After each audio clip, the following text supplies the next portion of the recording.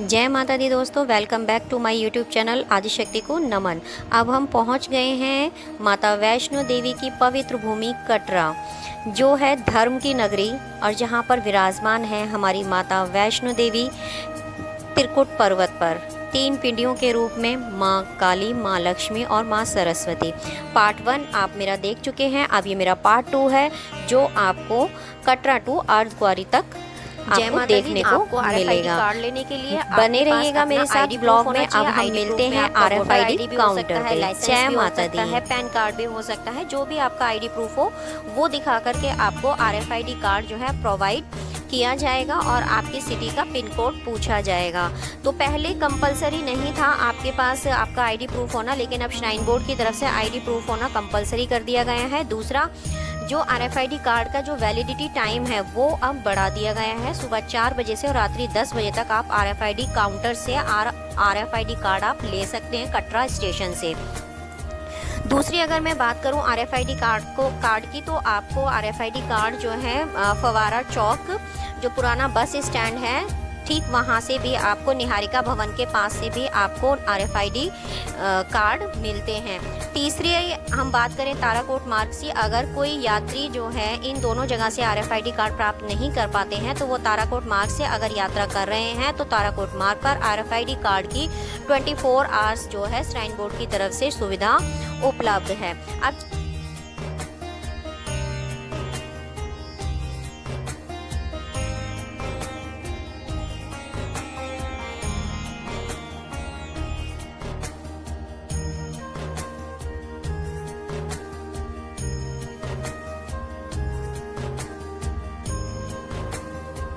जय माता दी दोस्तों, welcome back to my YouTube channel Adishakti को नमन। अब हम पहुंच गए हैं माता वैष्णो देवी की पवित्र भूमि कटरा, जो है धर्म की नगरी और जहां पर विराजमान है हमारी माता वैष्णो देवी त्रिकुट पर्वत पर 3 पिंडियों के रूप में माँ काली, माँ लक्ष्मी और माँ सरस्वती। पार्ट 1 आप मेरा देख चुके हैं। अब ये मेरा पार्ट 2 है, जो आपको कटरा टू अर्धकुंवारी तक आपको देखने को मिलेगा। बने रहिएगा मेरे साथ ब्लॉग में। अब हम मिलते हैं RFID काउंटर पे। जय माता दी।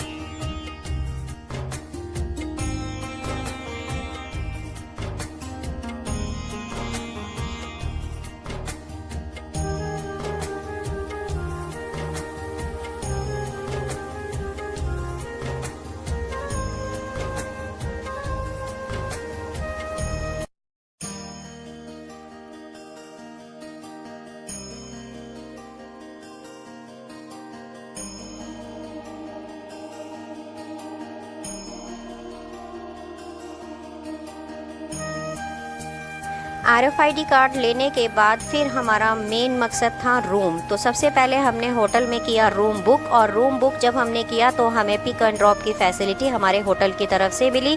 हम जल्दी से फ्रेश हुए, जलपान किया और जलपान करने के बाद हम निकल पड़े माता वैष्णो देवी के दर्शन के लिए।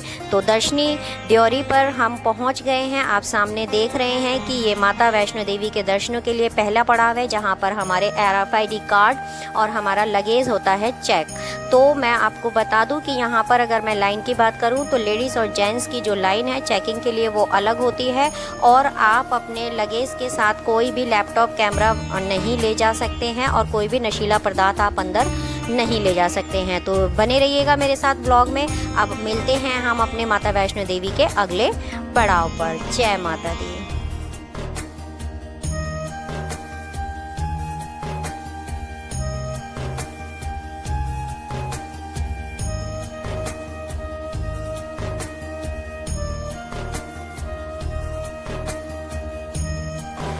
जय माता दी। यात्रा हो गई है हमारी शुरू। दर्शनी ड्योरी को हमने कर लिया है पार और अब हम बढ़ रहे हैं कृष्ण कुमार के लंगर की ओर। तो बने रहिएगा आप हमारे साथ यात्रा में। कोशिश करेंगे आपको यात्रा को हम लाइव दिखाएंगे अपने YouTube चैनल पर, और दूसरा दिखाएंगे अपना फेसबुक पर बीच बीच में। तो जय माता दी। गुलशन कुमार के लंगर की ओर बढ़ते हुए, और मेरे पीछे आप देख रहे हैं श्रद्धालुओं की संख्या, और मैं बता नहीं सकती आपको कि मुझे कितनी खुशी हो रही है।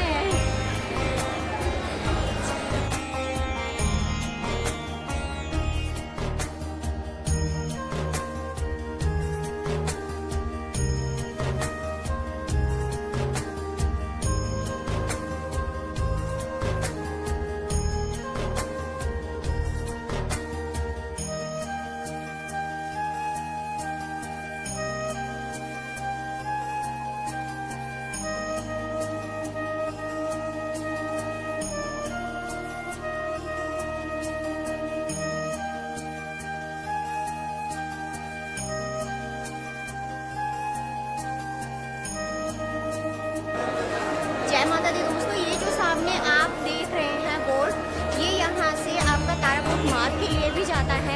तो आप यहाँ से ताराकोट मार्ग के लिए लेफ्ट हो सकते हैं। जिन लोगों को सेफली, कहते हैं ना कि सेफली, वैसे तो सेफली ये भी है, ये आपको मैं मार्ग भी दिखा रही हूँ। ये यहाँ से ये ताराकोट मार्ग की तरफ जाता है, और इसके लेफ्ट साइड में अगर आप थोड़ा सा देखेंगे, जो सामने आपको सीढ़ियाँ दिखाई दे रही है, गुलशन कुमार के लंगर की तरफ जाती हैं। मैं आपको थोड़ा सा लंगर का भी व्यू दिखा देती हूँ हल्का सा।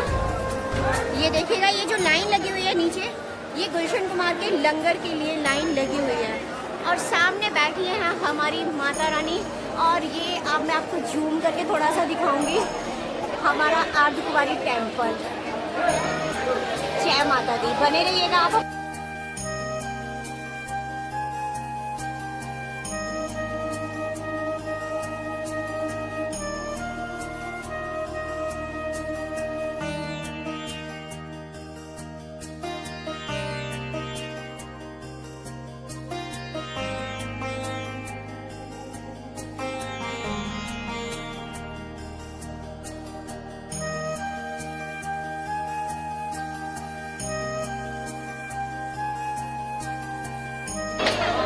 जो आप सामने देख रहे हैं पौनी पालकी एंड पिट्ठू प्रीपेड बुकिंग काउंटर है। यहाँ पर अगर आप थोड़ा पिट्ठू पालकी लेते हैं तो आप कैश भी यहाँ पर डोनेट कर सकते हैं। और यहाँ पर प्रीपेड की, और रेट अगर मैं आपको दिखाऊँ तो यहाँ पर ये रेट मेंशन है।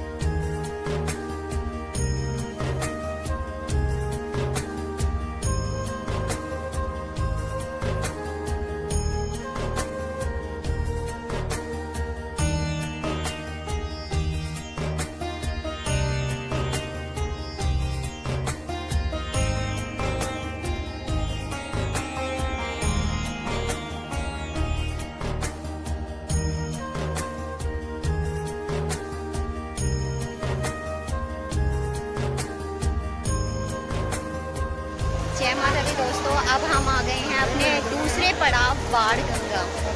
कहते हैं कि माता रानी ने यहाँ पे अपने तरकस में से तीर निकाला था, और फिर वीर बजरंगी को प्यास लगी थी, और उन्होंने यहाँ पर बाढ़ गंगा को अपने तरकस में से तीर निकालकर और बाढ़ गंगा को उत्पन्न किया था। और यहाँ पर वीर बजरंगी ने अपनी प्यास बुझाई, और कहते हैं कि इसे बाल गंगा के नाम से भी जाना जाता है। क्यों जाना जाता है? क्योंकि माता रानी ने यहाँ पर अपने केशों को भी धोया था। तो जय माता दी, हर हर महादेव।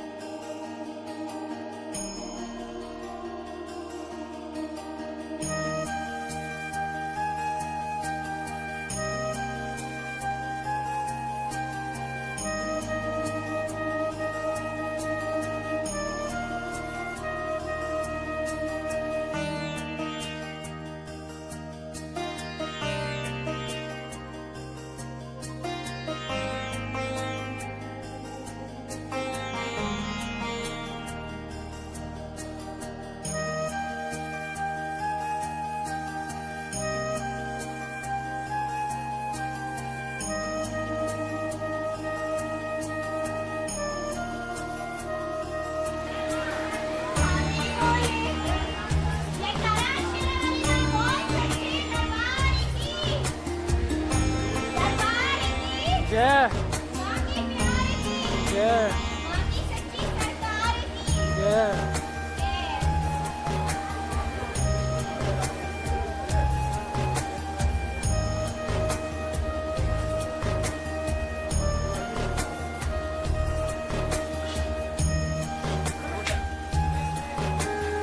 जय माता दी दोस्तों, अब हम पहुंच गए हैं अपने दूसरे पड़ाव पर। बाणगंगा के नाम से जो प्रसिद्ध है, कहते हैं कि माता वैष्णवी ने अपने तरकस में से तीर निकालकर इस बाणगंगा को उत्पन्न किया था और वीर बजरंगी की प्यास बुझाई थी, और इसे बाणगंगा के नाम के साथ साथ बाल गंगा के नाम से भी जाना जाता है। क्यों? क्योंकि यहाँ पर माता वैष्णवी ने अपने केशों को भी धोया था। तो देखिएगा पानी का फ्लो कि अगर मैं बात करूं तो कितना तेज है। तो आपकी सेफ्टी आपके हाथ में है, आपकी सेफ्टी आपके हाथ में है।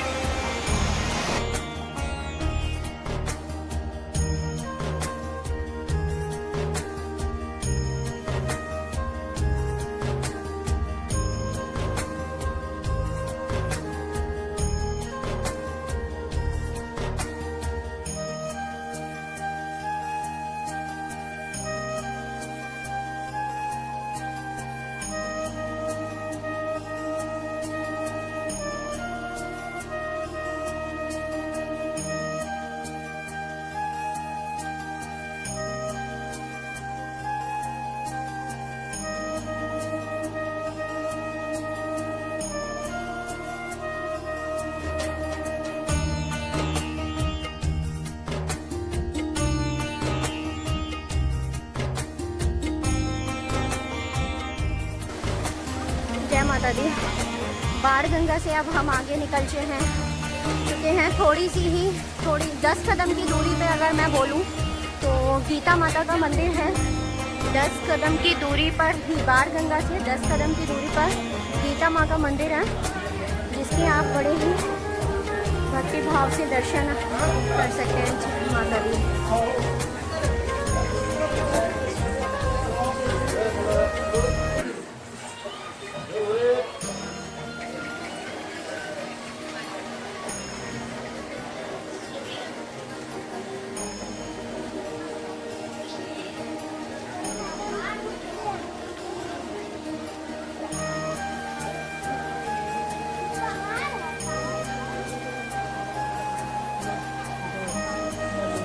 ले लिया कैसे आपने?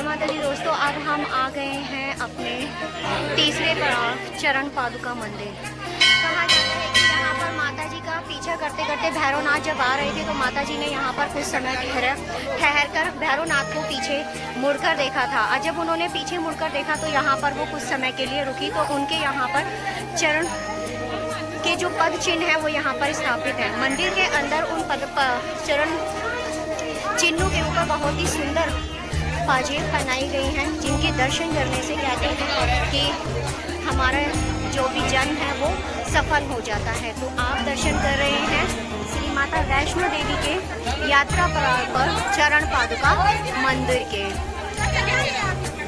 और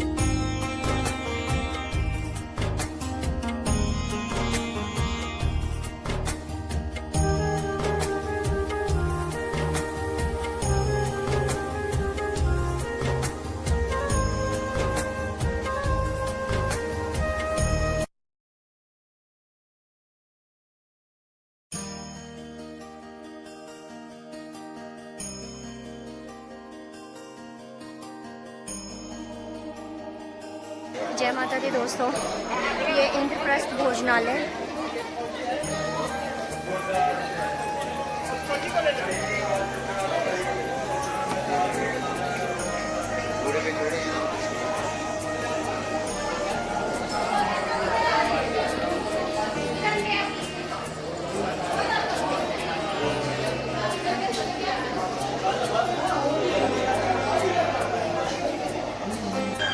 जय माता दी दोस्तों, जैसे जैसे हम आगे बढ़ते जा रहे हैं अर्धकुंवारी की तरफ, तो अर्धकुंवारी पहुंचने से पहले, थोड़ा सा पहले, यहाँ से रास्ता जो है दो मार्ग में डिवाइड हो जाता है। एक जाता है आपका हिमकोटी और दूसरा जाता है हाथीमत्थे की तरफ। तो मैं आपको मार्ग भी दिखाऊंगी।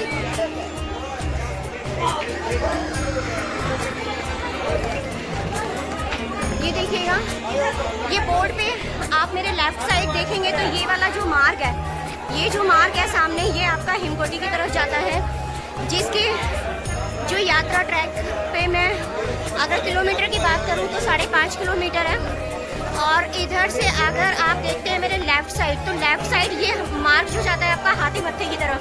तो ये चढ़ाई थोड़ी सी आपके लिए टफ पड़ेगी, और थोड़ा सा इसका मैं बताऊँ तो ये 6.5 किलोमीटर दूर है। तो ये मैं आपको प्रेफर करूँगी कि आप हिमकोटी मार्ग से ही आप जाएं, क्योंकि ये आपको 1 किलोमीटर कम पड़ने वाला है। दूसरा, इसकी जो चढ़ाई है वो बहुत ही सुविधाजनक है।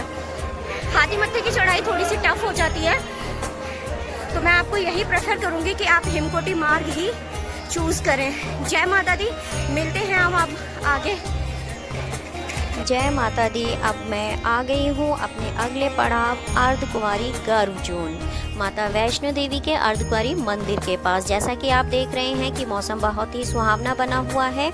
माता वैष्णो देवी के अर्धकुंवारी टेम्पल पर जब हम पहुंचते हैं तो कहा जाता है कि यहाँ तक हमारे माता वैष्णो देवी के दरबार तक पहुँचने तक का आधा रास्ता तय हो जाता है। और इसे गर्भजून गुफा क्यों कहा जाता है? कहा जाता है कि माता वैष्णो देवी का जब पीछा करते हुए भैरवनाथ आ रहे थे तो माता ने यहाँ पर 9 महीने तक तप किया था, तो इसे माता वैष्णो देवी की तप स्थली और गर्भजून भी कहा जाता है। और अब यहाँ पर एक और नई सूचना मैं आपको बता दूं कि माता वैष्णो देवी की अटका आरती जिस तरह भवन पर होती है, उसी तरह अब अर्धकुंवारी पर भी होती है सुबह और शाम को, जिसमें आप श्रद्धालुगण अगर बैठना चाहते हैं तो उसका टोटल जो डोनेशन फेयर है वो 300 रुपये पर पर्सन है।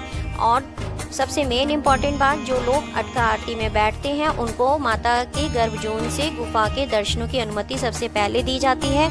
अनुमति के साथ साथ उन्हें जब दर्शन हो जाते हैं तो उन्हें एक पटका और पंचमेवे का प्रसाद भी दिया जाता है। तो ऐसी महिमा है अर्धकुंवारी हमारी गर्भजून गुफा की। तो जय माता दी, बने रहिएगा मेरे साथ। मिलते हैं अब हम माता के भवन पर। जय माता दी।